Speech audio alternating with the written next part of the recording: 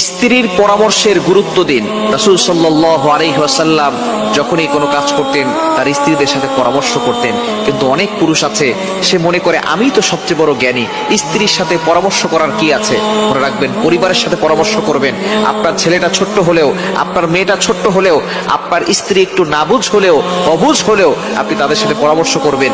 মনে রাখবেন, এই পরামর্শের কারণে আল্লাহ তাআলা আপনার সংসারে সুখ দিবেন, বিপদ থেকে আল্লাহ আপনাকে হেফাজত করতে পারেন। স্ত্রীর পরামর্শে গুরুত্ব দেন, তার কথা একটু শোনেন। আমরা অনেক স্বামী আছি স্ত্রীর কোনো কথাকে প্রাধান্যই দিতে চাই না, বলে তুমি কিছু বুঝো না, তুমি চুপ করে থাকো। এই জন্যই অনেক পুরুষ সফল হতে পারে না, তারা ব্যর্থ হয়ে থাকে স্ত্রীর কথায় গুরুত্ব না দেওয়ার কারণে। সুতরাং স্ত্রীর পরামর্শকে গুরুত্ব দেওয়ার চেষ্টা করবেন, তার সাথে ভালো ব্যবহার করবেন, কেননা আপনার স্ত্রী হচ্ছে আপনার এমন একজন জীবন সঙ্গী, আপনার পার্টনার।